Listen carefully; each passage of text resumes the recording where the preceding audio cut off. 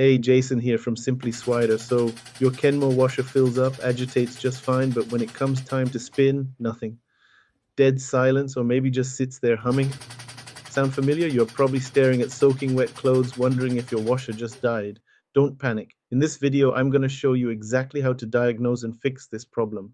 Good news is, most of these issues are way cheaper to fix than you think. Before we get started, if you run into any questions, jump into our Facebook group, links in the description. We've got thousands of people helping each other fix their appliances, and I pop in there daily to help out.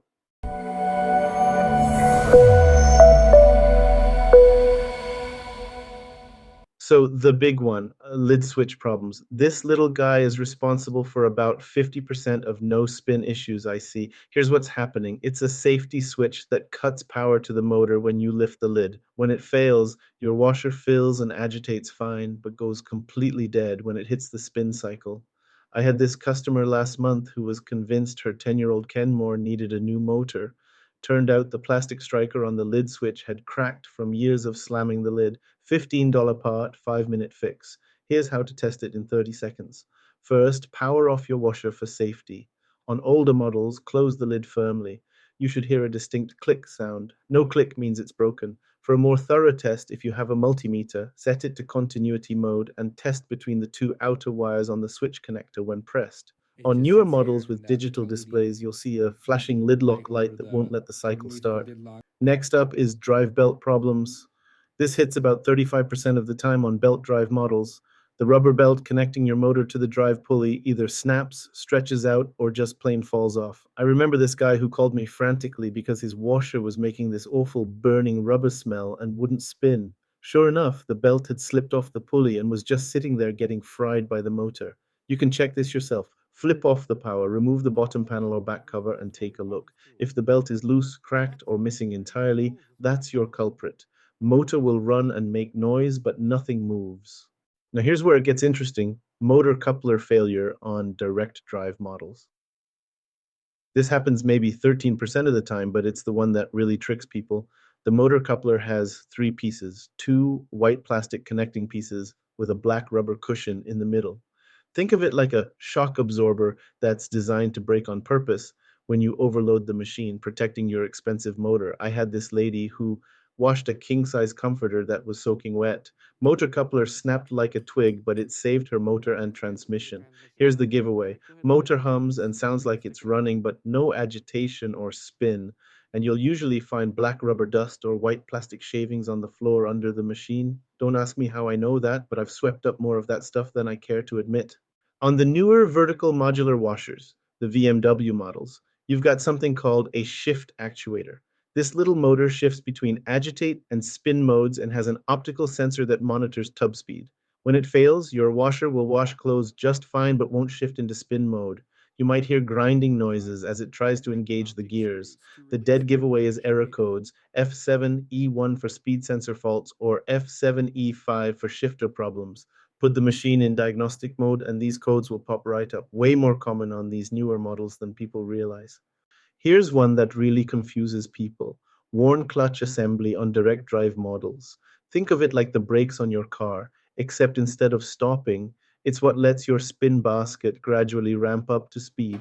When the friction pads wear down or get contaminated by leaking transmission oil, the basket either spins really slowly or not at all. Motor runs fine, couplers intact, but your clothes come out soaking wet.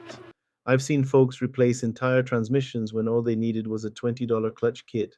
The test is simple. If you can see the shiny clutch housing spinning but the basket isn't moving, your clutch is slipping. Last one that catches people off guard, drain pump blockages. Small items like baby socks, coins, or underwire from bras can slip past the tub seal and jam the pump impeller. Since the motor drives the pump directly on these machines, a jammed pump stops everything. Your washer stays full of water and makes a humming noise, but it won't spin because there's a safety lockout when it detects water weight. I pulled a kid's toy car out of one pump last week. Don't ask me how that got in there. The fix is simple. Remove the hoses, clear the blockage, and you're back in business. Lid switch replacement costs $15 to $45 and takes about 15 minutes. Here's what you do. First, unplug the washer. Remove the console or cabinet top by unscrewing two screws or releasing the plastic clips. The old switch unplugs easily, and the new one plugs right back in. No wire cutting needed.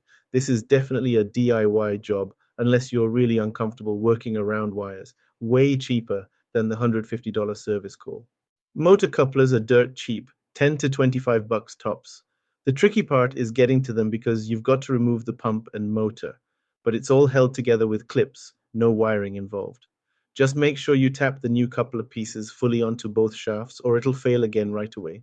If you can't physically maneuver that heavy motor, this might be where you call someone like me.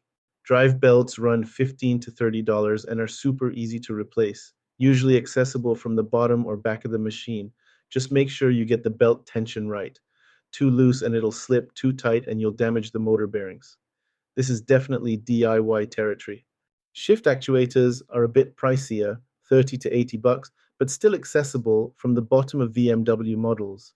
The catch is you need to calibrate the washer after installation, which involves running it through a specific diagnostic sequence. If you're comfortable following step-by-step instructions, it's doable. If not, might be worth having a pro handle the calibration part.